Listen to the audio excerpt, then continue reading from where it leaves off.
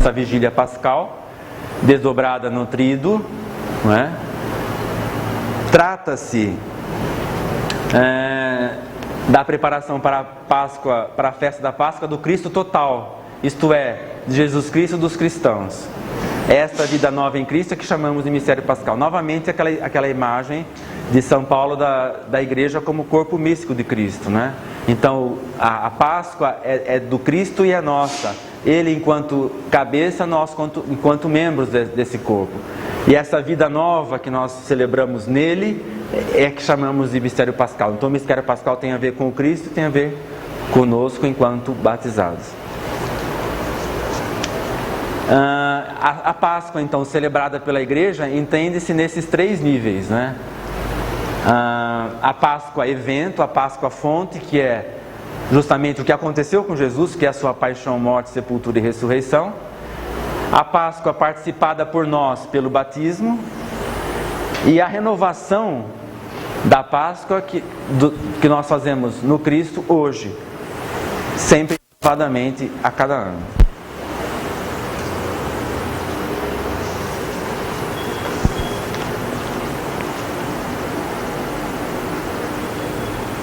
Isso daqui eu tirei do Frei, um comentário do Frei Alberto Becosa. Frei Alberto Becosa, alguns de vocês já devem ter ouvido falar. Ele é um frade da nossa província, já idoso, ele inclusive está bastante doente. E ele foi um expoente muito grande aqui no Brasil, no pós-Concílio Vaticano II, na renovação litúrgica no Brasil. Ele tem muitos... foi assessor da CNBB, escreveu muitos livros, foi um professor muito conhecido. Então, ele escreve o seguinte, né? A Páscoa é a festa da celebração do batismo daqueles e daquelas que se prepararam durante a Quaresma. Os catecúmenos caminharam com a igreja, e agora nós. A comunidade também torna-se catecúmena com os que se preparam para o batismo.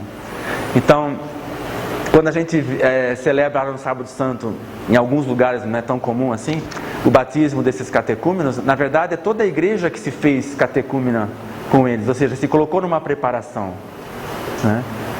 A igreja está gerando novos filhos na fé, mas enquanto ela se torna catecúmena, os cristãos se preparam para renovar os compromissos do próprio batismo. Junto com todos aqueles que recebem o batismo na Noite Santa, nós de alguma maneira renovamos esses compromissos do mesmo batismo.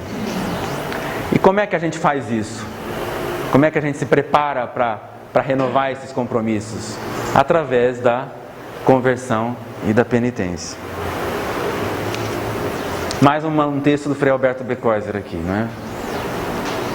Quem poderia ler para a gente, por favor? Os cristãos já batizados, em consciência de que ainda não estão na plenitude de fiel cristão, que é o próprio Cristo Jesus.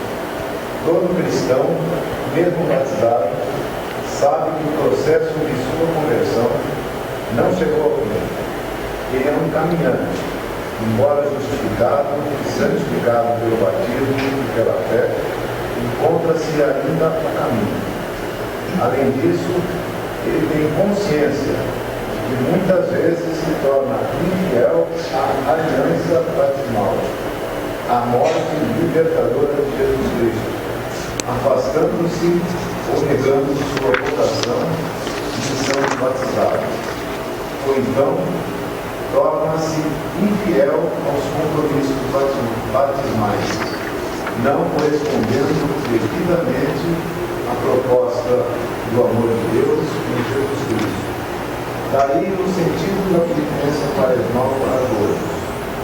Será a preparação para retomar os compromissos do batismo ou para fortificá-los.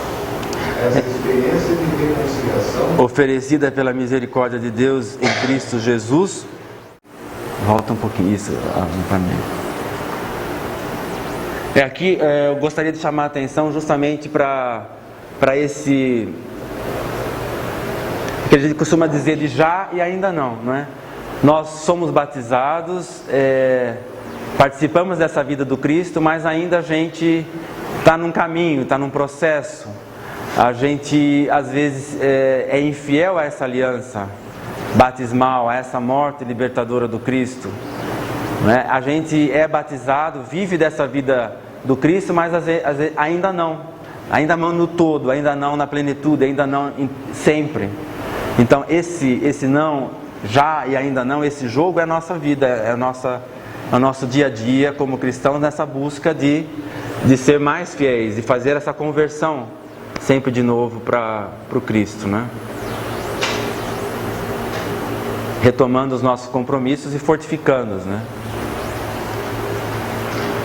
Em resumo, então, a gente pode dizer que os dois grandes temas da Quaresma são o batismo e a penitência. A primeira e a segunda conversão.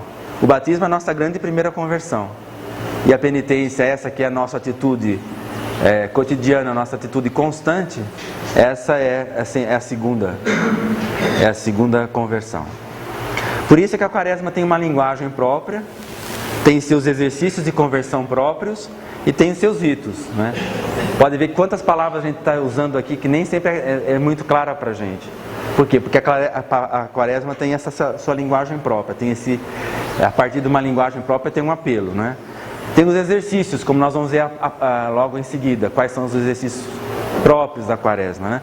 E tem seus ritos, né? Como a Quaresma é rica de belos ritos, né? Ontem mesmo nós fizemos o rito das cinzas, né? Sexta-feira Santa vai ter uma série de outros símbolos, né? Tem fogo, tem água, tem luz, são muitos símbolos, tem muito.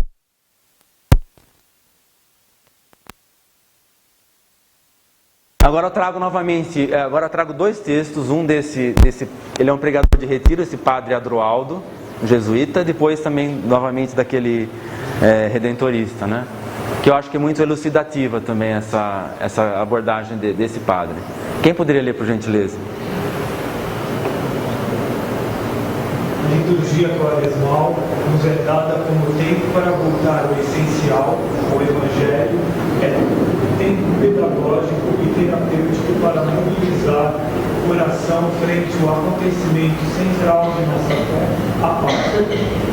Tempo que provoca uma sacudida em nossa vida, deixando-nos conduzir pelo Espírito, acolhendo com gratidão as surpresas e as delicadezas do amor em excesso de Deus, abandonando-nos à vontade santificadora do Pai, sendo dóceis à ação que o Espírito suscita em nosso interior e ativando o desejo do seguimento mais profundo de Jesus Cristo. Isso, né? Eu acho interessante aqui a expressão como tempo pedagógico e terapêutico, né? Pela Quaresma nós somos chamados, Jesus nos leva a uma terapia, a uma cura, e ao mesmo tempo ele usa de um método pedagógico, ou seja, ele quer nos conduzir por um caminho, ele quer nos levar por um caminho, né? Mobilizando o nosso coração. E é importante a gente se deixar surpreender pela delicadeza do amor em excesso de Deus, né? E no desejo ativo, né, de seguimento mais profundo de Jesus Cristo. Isso que é importante na Quaresma, né? Não valeria de nada a gente fazer penitências, ter ritos, ter práticas de observância quaresmal, se nós não estivéssemos dispostos a esse segmento mais profundo de Jesus Cristo. E esse segmento só pode nascer em nós a partir dessa experiência que nós temos que fazer, desse amor em excesso de Deus, né? Senão tudo fica muito sem sentido, sem vida, né? Sem razão. Aqui eu lembro São João na primeira carta, né? Deus nos amou primeiro, né? Quer dizer, o nosso amor é sempre uma resposta, uma correspondência a esse amor de Deus primeiro, né? E se a gente na Quaresma, acho que isso é o mais importante que a gente pode fazer, reavivar, né? Reacender esse amor, também nosso, e nos deixar surpreender sempre de novo por esse amor em extremo de Deus, né? E o padre Paulo Carrara? A igreja continua durante o tempo litúrgico da Quaresma, celebrando os mistérios do Êxodo e a fidelidade de Cristo. Ela busca uma renovação contínua de sua comunhão com Deus, sempre acreditando no amor apaixonado de Deus pelo ser humano que se manifesta no seu Filho, Jesus Cristo. Por isso, ela faz penitência em busca de uma fidelidade maior ao seu Senhor e convida cada cristão a uma mudança de vida em vista de uma mais radical adesão a Jesus. Eu acho que só corrobora, enfatiza aquilo que nós já vimos no texto anterior. Veja que aqui ele fala de uma mais radical adesão a Cristo, a Jesus. Lá falava do segmento mais profundo de Jesus, né? Lá falava do amor em extremo de Deus. Aqui o padre fala do amor apaixonado de Deus pelo ser humano, né? Isso que eu acho que é muito importante a gente ter presente, né? E depois, muito bela a primeira frase, né? A igreja continua, durante esse tempo que nós estamos vivendo da Quaresma, celebrando os mistérios do êxodo e da fidelidade de Cristo, né? Jesus também viveu muitos êxodos, né? O grande primeiro êxodo foi do Pai, a encarnação dele é um grande êxodo, né? Vir do Pai até nós, né? Depois, na sua vida terrena, quantos êxodos ele fez? Deixou a sua família, foi pregar, depois toda a paixão, a morte, a volta ao Pai, tudo isso são êxodos que Jesus fez. E nisso tudo ele foi fiel. Então a Quaresma também tem esse sentido de nós celebrarmos esses êxodos de Jesus e a fidelidade dele e a seguirmos a ele também nisso.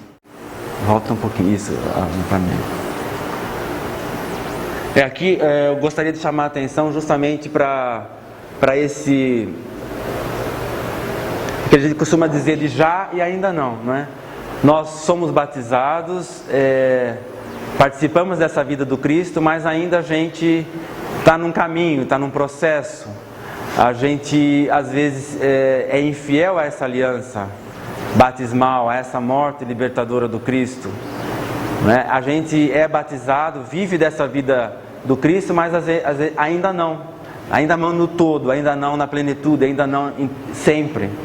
Então esse não, já e ainda não, esse jogo é a nossa vida, é o nosso dia a dia como cristãos nessa busca de ser mais fiéis, de fazer essa conversão sempre de novo para o Cristo, né?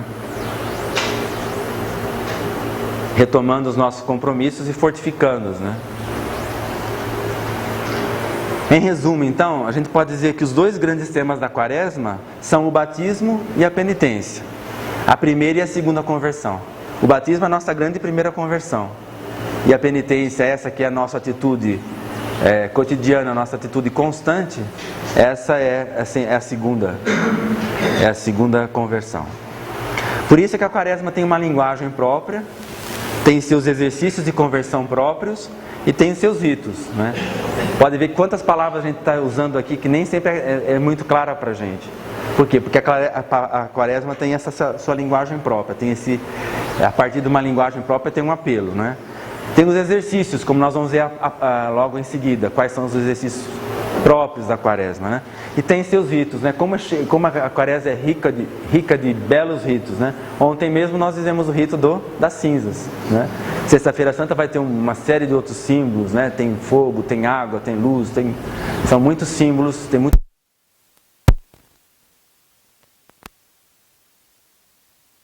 Agora eu trago dois textos, um ele é um pregador de retiro, esse padre Adroaldo, jesuíta, depois também novamente daquele redentorista, né?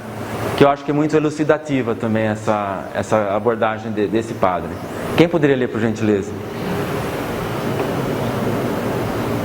A liturgia quaresmal nos é dada como tempo para voltar ao essencial, ao Evangelho, tempo pedagógico e terapêutico para mobilizar o coração frente ao acontecimento central de nossa fé, a Páscoa, tempo que provoca uma sacudida em nossa vida, deixando-nos conduzir pelo Espírito, acolhendo com gratidão as surpresas e as delicadezas do amor em excesso de Deus, abandonando-nos à vontade santificadora do Pai, sendo dóceis à ação que o Espírito suscita em nosso interior e ativando o desejo do seguimento mais profundo de Jesus Cristo.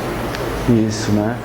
Eu acho interessante aqui a expressão como tempo pedagógico e terapêutico, né?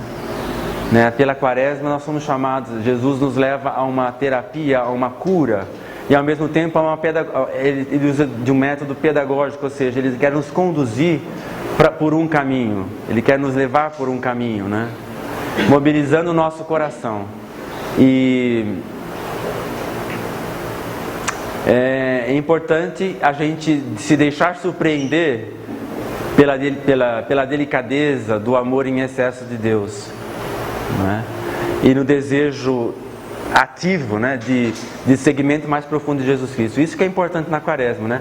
Não valeria de nada a gente fazer penitências, ter ritos, ter práticas de observância quaresmal, se nós não estivéssemos dispostos a esse segmento mais profundo de Jesus Cristo. E esse segmento só pode nascer em nós a partir dessa experiência que nós temos que fazer, desse amor em excesso de Deus, né? Senão tudo fica muito sem sentido, sem vida, né? Sem razão. Aqui eu lembro São João na primeira carta, né? Deus nos amou primeiro, né? Quer dizer, o nosso amor é sempre uma resposta, uma correspondência a esse amor de Deus primeiro, né? E se a gente na quaresma, acho que isso é o mais importante que a gente pode fazer, reavivar, né? Reacender esse amor, também nosso, e nos deixar surpreender sempre de novo por esse amor em extremo de Deus, né? E o padre Paulo Carrara? A igreja continua durante o tempo litúrgico da quaresma, celebrando os mistérios do êxodo e a fidelidade de Cristo. Ela busca uma renovação contínua de sua comunhão com Deus, sempre acreditando no amor apaixonado de Deus pelo ser humano que se manifesta no seu Filho, Jesus Cristo. Por isso, ela faz penitência em busca de uma fidelidade maior ao seu Senhor e convida cada cristão a uma mudança de vida em vista de uma mais radical adesão a Jesus. Eu acho que só corrobora, enfatiza aquilo que nós já vimos no texto anterior. Veja que aqui ele fala de uma mais radical adesão a Cristo, a Jesus. Lá falava do segmento mais profundo de Jesus, né? Lá falava do amor em extremo de Deus. Aqui o padre fala do amor apaixonado de Deus pelo ser humano, né? Isso que eu acho que é muito importante a gente ter presente, né? E depois, muito bela a primeira frase, né? A igreja continua, durante esse tempo que nós estamos vivendo da quaresma, celebrando os mistérios do êxodo e da fidelidade de Cristo, né? Jesus também viveu muitos êxodos, né? O grande primeiro êxodo foi do Pai, a encarnação dele é um grande êxodo, né? Vir do Pai até nós, né? Depois, na sua vida terrena, quantos êxodos ele fez? Deixou a sua família, foi pregar, depois toda a paixão, a morte, a volta ao Pai, tudo isso são êxodos que Jesus fez. E nisso tudo ele foi fiel. Então a quaresma também tem esse sentido de nós celebrarmos esses êxodos de Jesus e a fidelidade dele e a seguirmos a ele também nisso. A igreja nos propõe, como observância quaresmal, alguns exercícios de conversão, alguns exercícios quaresmais de conversão. Vocês se lembram do evangelho de ontem, de Mateus, né? Que falava justamente da oração, do jejum e da esmola, né? Então esses 3 exercícios de culto a Deus, eles já eram conhecidos lá no Antigo Testamento. Não é assim novidade do Novo Testamento isso. Já eram conhecidos no Antigo Testamento e foram abordados por Jesus no evangelho de Mateus, que foi lido ontem na liturgia, na missa. Foram herdados pela igreja dos primeiros séculos e são atuais para nós hoje. Jejum, esmola, oração. Agora, quando eu falo que são atuais para nós hoje, causa algum estranhamento isso? É atual para nós hoje falar em oração, jejum e esmola? Tem uma atualidade interessante nisso? Continua sendo desafios, né? Exato. quando a gente fala, se a gente tratar da oração, tudo bem, a oração sempre vai ser importante, sempre foi, a gente não vai discutir muito isso. Mas falar em jejum e esmola, não teria coisas mais importantes, mais interessantes para enfatizar como exercício quaresmal? Ao menos num sentido mais corriqueiro dessas palavras. A gente vai aprofundar, lógico, mas é que tem... A Igreja Renovada do Vaticano II, ela conservou esses 3 exercícios quaresmais, né? Mas há pessoas que questionam se isso não é fora de época, né? Não é anacrônico, como se quer dizer, né? Quer dizer, coisa que não combina muito com o nosso tempo. O jejum e a esmola teriam sentido hoje? Jejum para quê? E a esmola às vezes soa mal, dá a impressão que é assim, dá aquilo que é um resto, aquilo que está sobrando, né?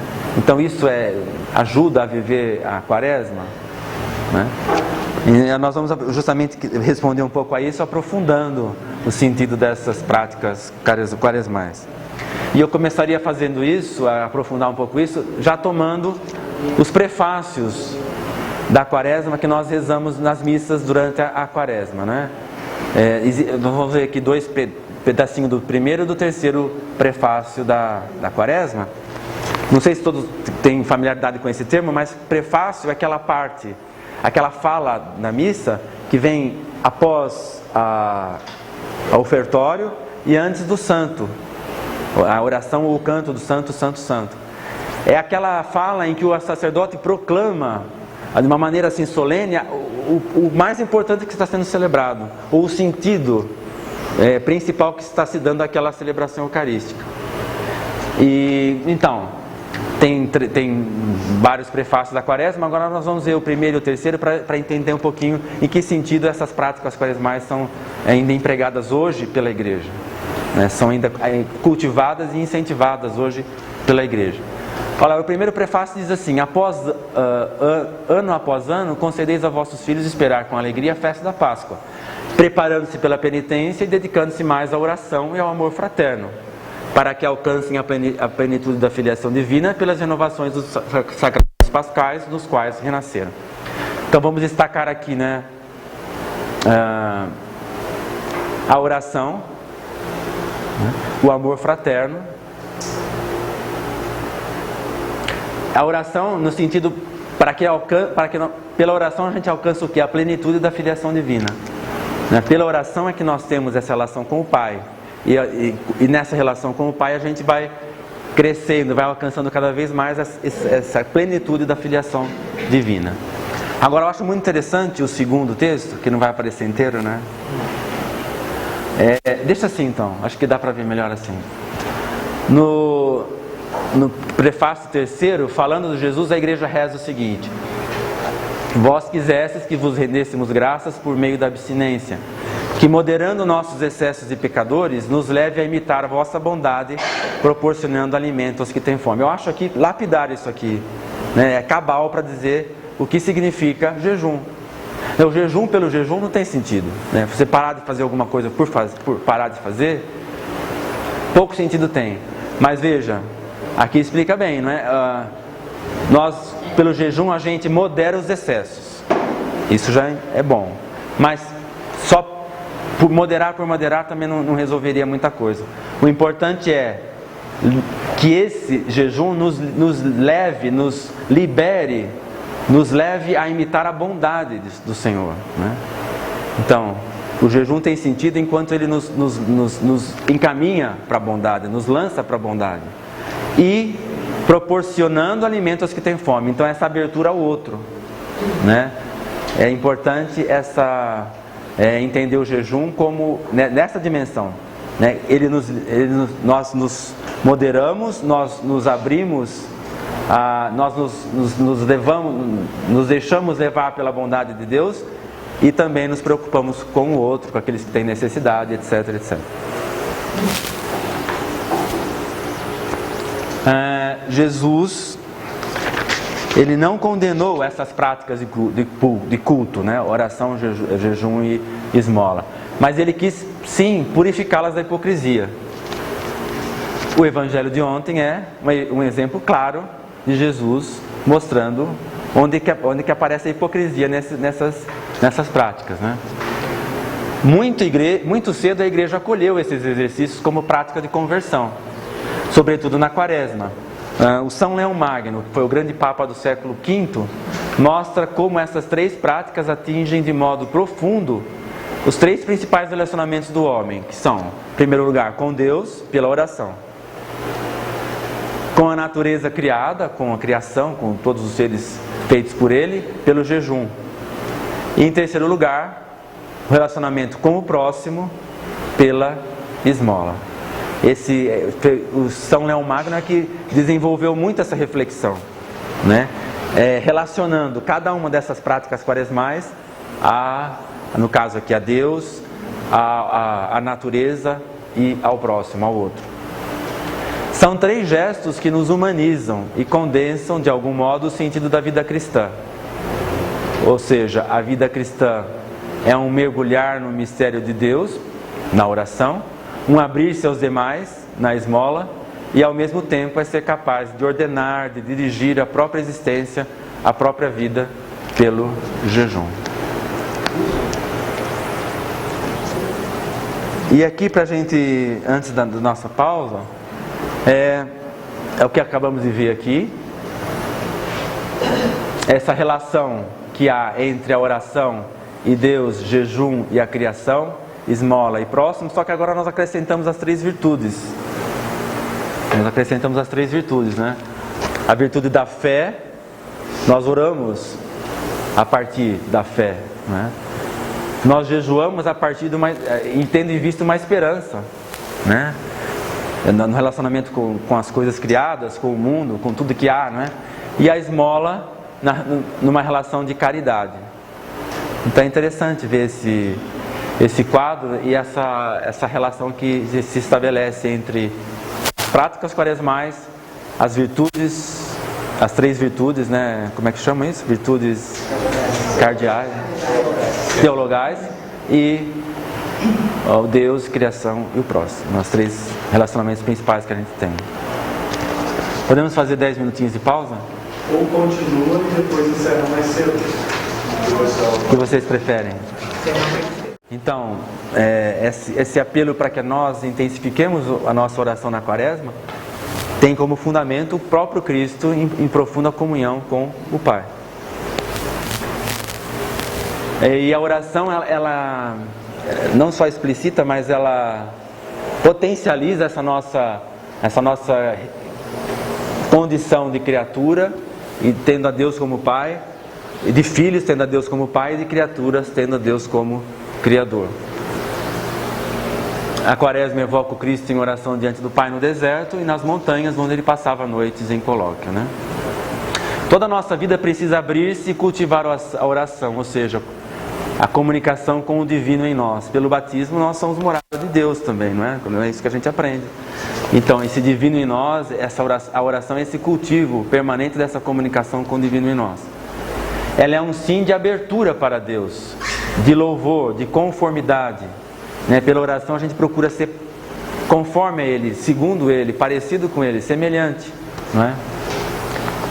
Procuramos situar-nos sempre de novo dentro da nossa vocação de comunhão íntima de vida com Deus e também com a nossa missão. É na oração que a pessoa melhor cultiva seu relacionamento de filho com Deus, que se revela como Pai, como eu acabei de dizer. Pode ir adiante. A oração nos ajuda a buscar sentido em todas as experiências, pois ela nos aproxima da simplicidade e da ternura. Ou seja, a oração torna o coração mais dócil, fazendo-nos mais humanos e por isso mais próximos de Deus. A oração é uma mão estendida para o divino. Não é dobrar a vontade de Deus a nosso favor. Isso é uma coisa importante. Às vezes a gente tem pouco essa abertura de estender a mão, mas de quase querer dizer o que Deus precisa fazer, não é? A oração tem uma outra dimensão, que é essa de estender-se para Ele, mas não dizer o que Ele, não de fazer da vontade dele a nosso favor, né? Pelo contrário, a oração é colocar-nos em sintonia com Deus para entendermos o que é melhor para o nosso próprio bem. Nem sempre o que a gente pede é o que de fato é melhor para nós. Então, é importante essa abertura, né? Para ouvir, para aquilo que Deus tem a nos falar, né? É deixar Deus ser Deus, ou seja, revelar sua paternidade com cada um de nós. E recorrendo mais uma vez ao padre jesuíta, né? Orar nos molda o coração de acordo com o coração de Deus. Aqui volta aquele tema lá, né?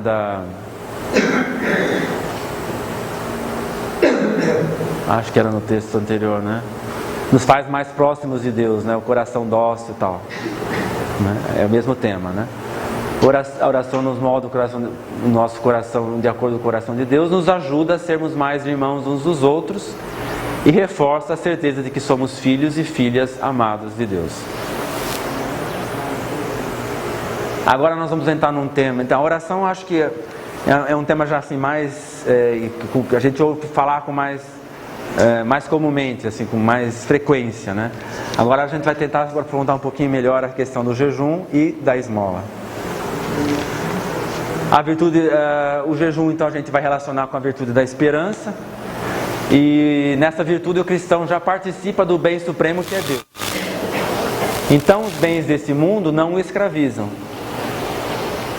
O cristão, nós fazemos uso dos bens para o nosso bem do próximo, do bem maior que é Deus. E agora vem, isso é o já.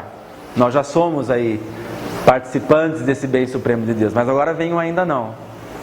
Muitas vezes, no entanto, acabamos escravizando-nos com os bens materiais. Aparece então o sentido do jejum. Jejuar significa abster-se, tomar uma atitude de respeito e de liberdade diante das coisas, fazer espaço para os outros e para Deus. Jejuar é confiar na providência de Deus. Então, por um gesto, por esse rito que a igreja nos traz do jejum, a igreja comemora o Cristo, Senhor da criação. E comemora também a vocação do homem pelo jejum, que é o de cuidar da criação e de viver em harmonia com ela. O jejum, então, nos abre essa perspectiva do Deus que é Senhor da criação e da nossa vocação, que é de cuidar dessa criação e de conviver em harmonia com ela, de viver em harmonia com ela. Constitui um ato de conversão a Deus através das coisas. O jejum nos leva a fazer aquela curva, aquele redirecionamento através das coisas também. É possível fazer isso. Importa então viver nessa atitude de jejum.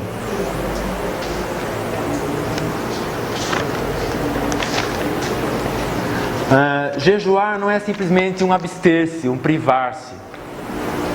É, positivamente falando, fazer espaço em si. Fazer espaço para Deus, repetindo aqui, né? Fazer espaço para o próximo, fazer espaço para os valores que permanecem. Jejuando, a igreja evoca o Cristo que jejuou 40 dias e 40 noites no deserto. O Cristo em sua atitude de liberdade, de domínio sobre a natureza e sobre o mal. Aqui lembrando novamente as tentações. No deserto ele supera o mal, ele se põe acima do mal. O Cristo livre, o Rei da criação. E aqui eu gostaria de atualizar um pouquinho essa questão do jejum nos nossos dias, né? Porque acho que é uma tendência a gente restringir muito a prática do jejum à questão do jejum do paladar, do privar-se da comida, né? E a gente pode alargar esse conceito um pouco, né? A gente pode pensar de quantas coisas a gente pode jejuar. Porque, por exemplo, a questão do jejum, né? Às vezes eu já ouvi isso, eu já fiz isso e também não acho que esteja errado. Mas assim, durante a quaresma eu não vou tomar refrigerante. Eu quero emagrecer e não vou tomar refrigerante. Então, vale, né? É um moderar o excesso. Mas se não tiver a perspectiva maior, não é jejum religioso, não é jejum quaresmal, que vai te facilitar a viver a profundidade da quaresma, não é? Por isso que é interessante pensar em outros jejuns que a gente possa fazer. Vocês teriam sugestão de mais algum outro? Das palavras, do julgamento. Julgamento prévio, precipitado, né? Muito comum isso.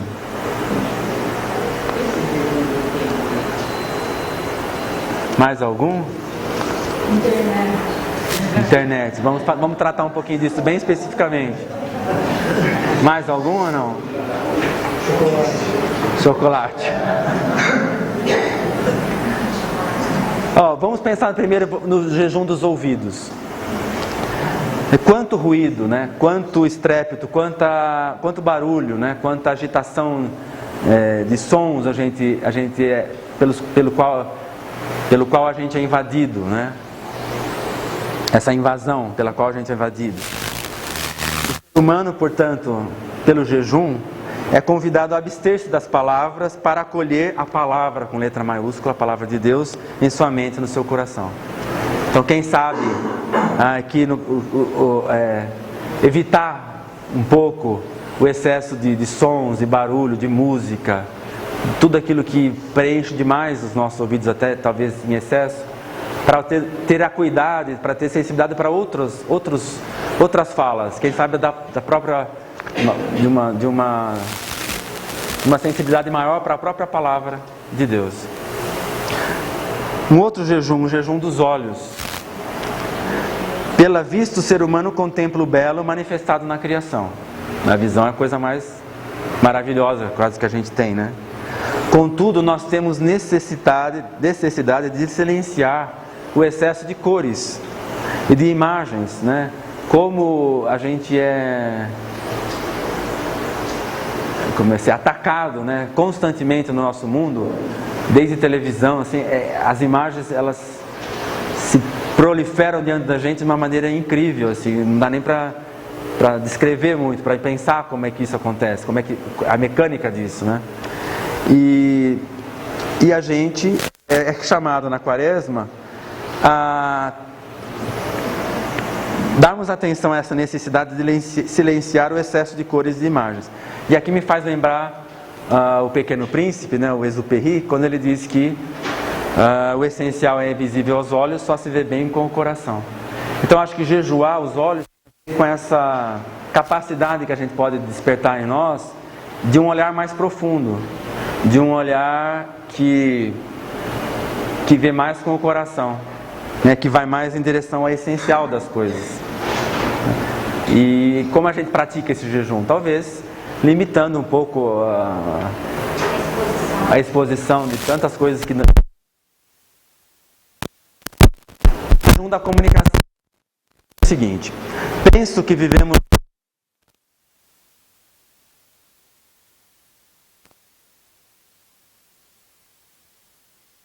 Talvez fosse bom jejuarmos um pouco do Facebook, do WhatsApp, etc.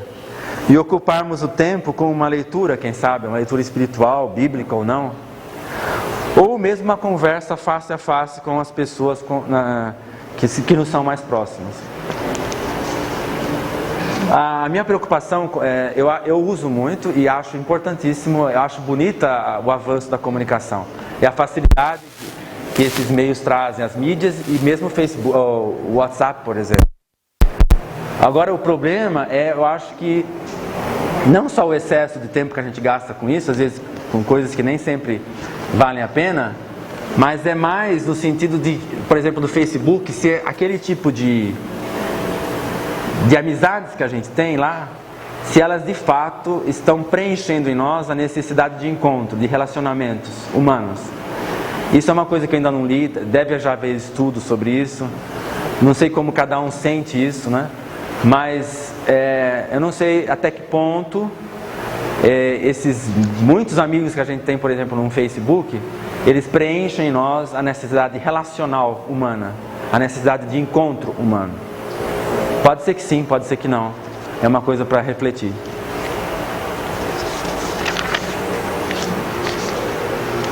A gente pode também falar de um jejum do tempo. Esse jejum do tempo eu peguei daquele padre jesuíta, né? Ele diz o seguinte: o tempo é percebido por um sentido particular. Ele imprime suas marcas em todo o nosso ser. Basta ver o passar dos anos como a gente vai mudando, né? Quer dizer, o tempo ele marca nosso ser. O tempo nos faz perceber a vida como uma grande passagem, como um caminho com um começo e um fim. A tendência nossa humana é tentar fazer parar o tempo, superar o tempo, apossar-se dele. Porém, nós percebemos que o tempo nos escapa, ele é implacável.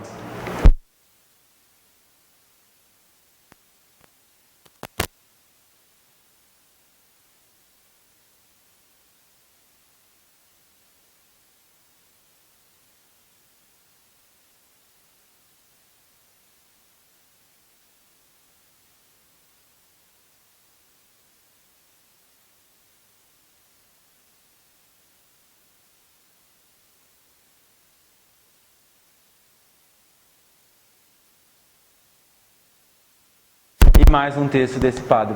Quem poderia ler, por gentileza, para terminar a questão do jejum? O jejum, de modo geral, nos humaniza, nos faz descer do pedestal e nos torna mais sensíveis e solidários. Fazer jejum tem sentido como brota de uma sensibilidade que evita o consumo desenfreado, o esbanjamento e o orgulho. Na expressão de Santo Inácio, jejuar é sair do próprio amor, querer e interesse, ou seja, viver na simplicidade de quem renuncia a um eu, inflado em favor de um mundo diferente. Jejuar, de alguma maneira, aqui na fala do padre Adroaldo, é sair um pouco dessa cercania do eu, né? Está sempre muito voltado sobre si mesmo, né? Isso também é uma outra expressão de jejum, é estar nessa abertura para o que está além de nós, né? Numa atitude de humildade, como ele diz aí, descer do pedestal, né? Para conviver bem com as coisas, com tudo, é importante a gente ter essa sensibilidade, essa solidariedade e não se sentir mais, né? Se sentir num pedestal, né? E quando a gente faz isso, quando a gente se sente assim, é por isso que a gente aí consome desenfreadamente, né? Esbanja, tem orgulho, né? Quando a gente tem essa visão muito cheia de si. Quando a gente se esvazia um pouco disso, quando a gente desincha um pouco esse eu, né? A gente tem mais condições de olhar o mundo de maneira diferente. Jejuamos. Quem está? Quer continuar? Sim. Jejuamos para crescer, jejuamos para recordar que as coisas não são o fim, mas um meio. Jejuamos como forma de olhar ao redor e recordar que a realidade é muito mais ampla que nossa própria situação. Jejuar não é simplesmente deixar de comer, é aceitar de maneira consciente que nossos desejos, nossas necessidades, nossos interesses, nossas preocupações não são o centro do mundo. Mais uma vez, né? Descentralizar-nos um pouco, né? Às vezes a gente supervaloriza os nossos pequenos, às vezes são grandes, mas às vezes são pequenos problemas, né? Diante de um mundo que é bem mais amplo, e às vezes com muitos sofrimentos, com sofrimentos às vezes muito maiores. Então jejuar é também ter esse cuidado, né?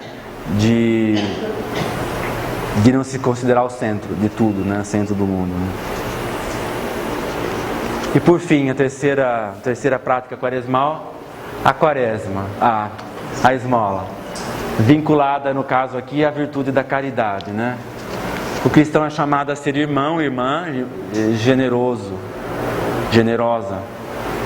Nesse gesto ou no rito da generosidade, a esmola, pela esmola ele celebra a sua capacidade de doar, de amar, de partilhar segundo Deus, conforme Deus.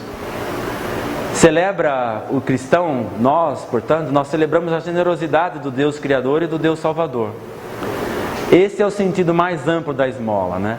Dar de graça, dar sem querer retribuição, dar em solidariedade, partilhar com o próximo.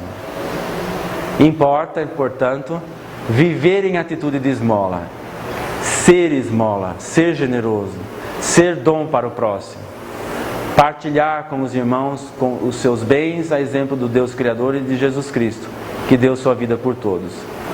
Nisto o cristão imita o próprio Deus no mistério da criação e imita Jesus Cristo no mistério da redenção. Quando nós fazemos isso, quando nós nos fazemos esmola, nós temos essa capacidade, dessa generosidade, dessa magnanimidade de doação, a gente está imitando o Cristo, o próprio Deus, que foi assim na criação. A criação é a expressão dessa bondade, desse amor, dessa magnanimidade de Deus. E a redenção em Jesus Cristo, o fato dele ter assumido a cruz, a paixão, também nisso nós participamos quando nós nos fazemos esmola, nos fazemos generosos. E voltando um pouquinho, gostaria ainda de chamar a atenção, quando nós lemos ali que o sentido mais profundo da esmola está em ser esmola, ser generoso, que passagem bíblica a gente pode revisitar aqui? Nos vem à mente qual delas? O óbolo da viúva, exatamente, né? Os ricos chegavam, depositavam no templo aquilo que sobrava, várias moedas, mas sobras. A velhinha deu tudo que era, é a única moeda que ela tinha. Na verdade, esse gesto é para dizer que ela se fez esmola, ela se doou naquele gesto de entregar aquela moeda. Então, a caridade e a esmola tem esse sentido, né?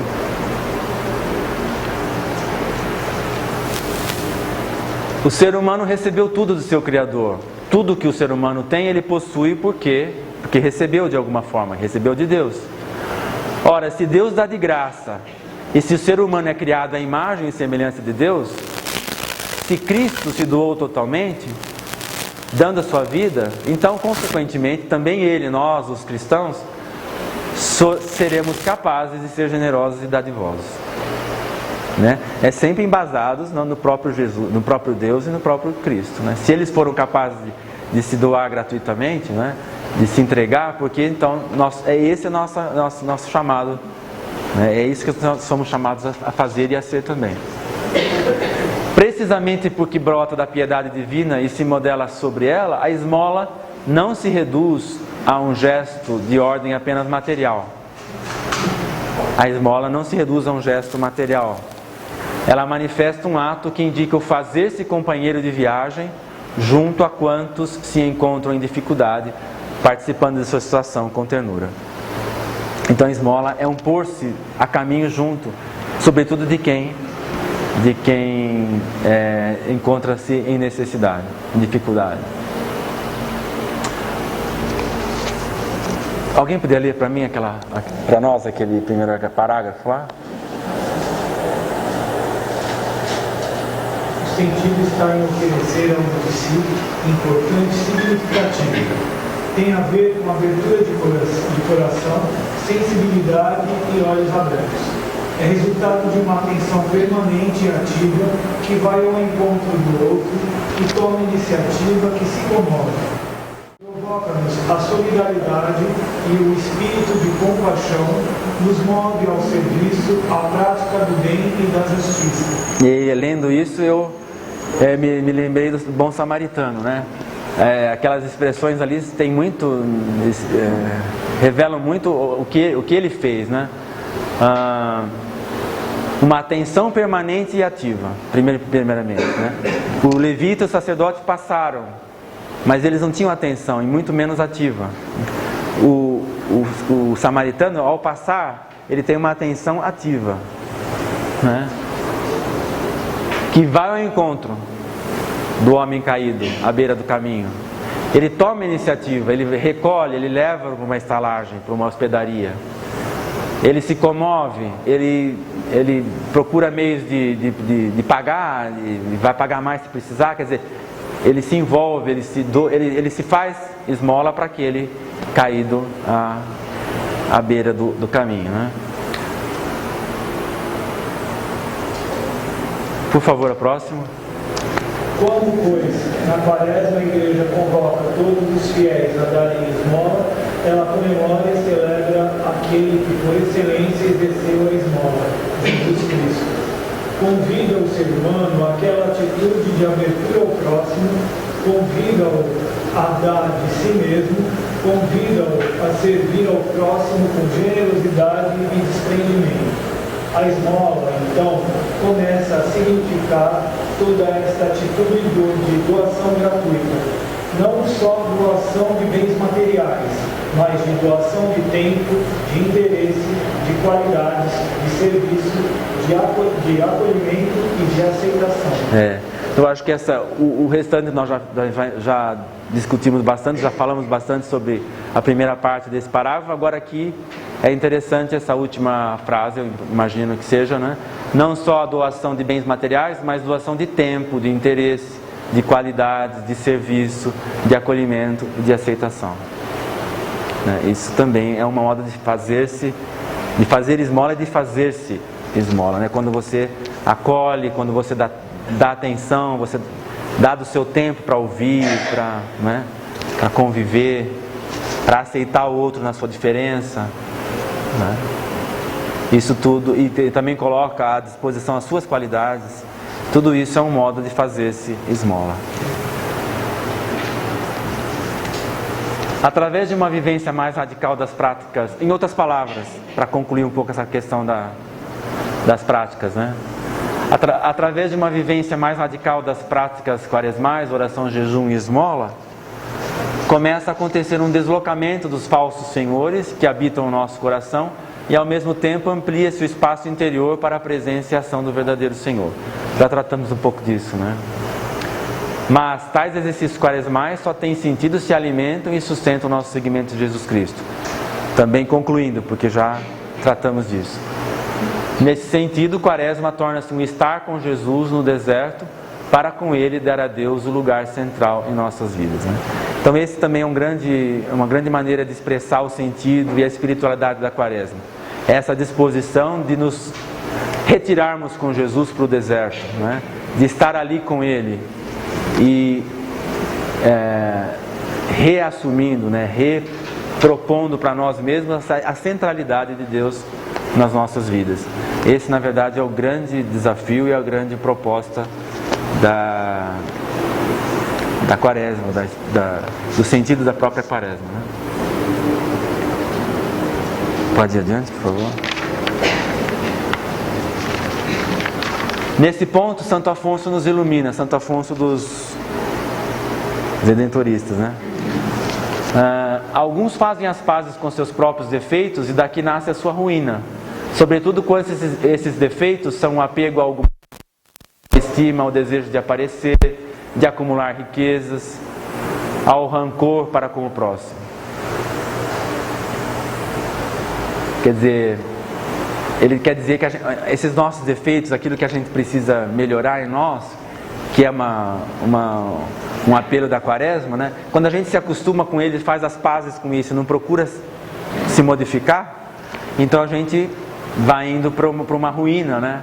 Porque a gente provavelmente então é apegado a nós mesmos, nós somos apegados a nós mesmos, temos desejos de aparecer, de acumular, não sabemos perdoar, guardamos rancor, temos ressentimento, etc, etc.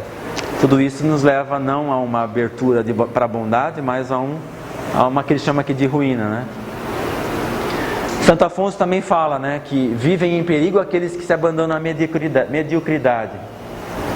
Ele sabe que os medíocres logo se tornam decadentes, ou seja, desistem da boa nova de Jesus para viver somente para si mesmos.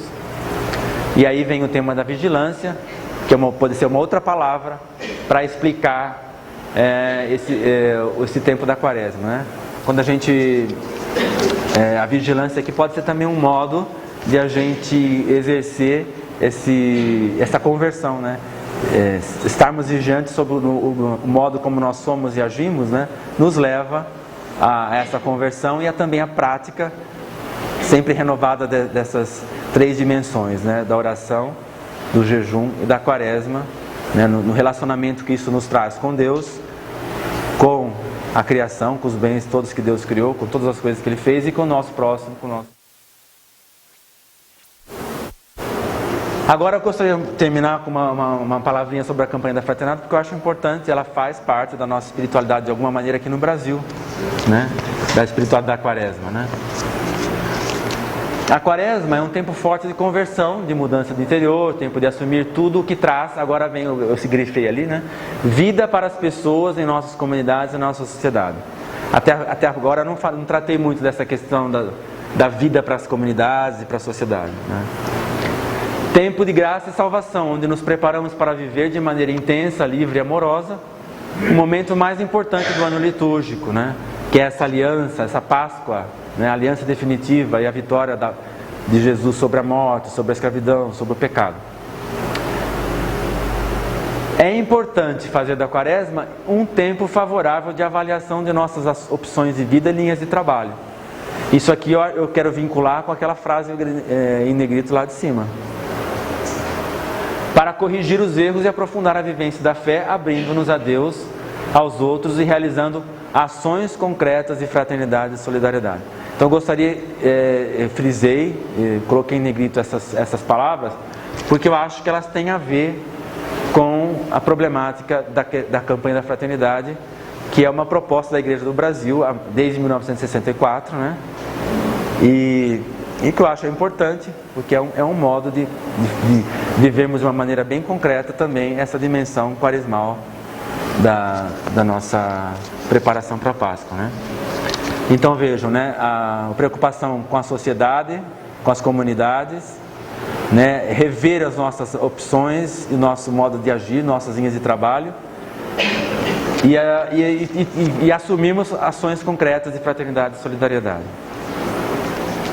O objetivo da campanha é sempre despertar a solidariedade nossa, dos cristãos e da sociedade também, em relação a um problema concreto que envolve a sociedade brasileira, buscando caminhos de solução.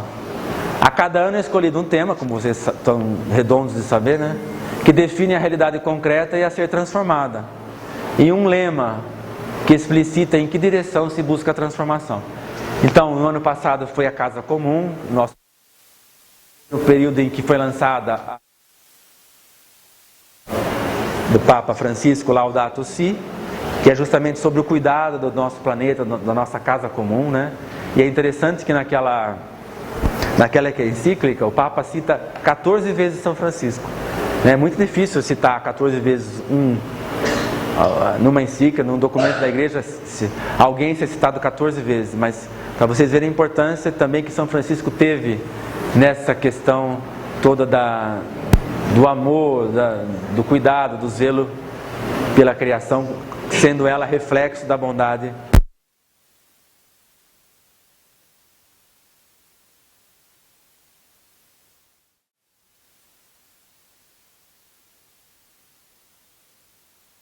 Nós não nos salvamos sozinhos, né? Ou tudo se salva, ou todos nós nos perderemos, porque a criação toda é obra de Deus também. Então, muito obrigado. Tá?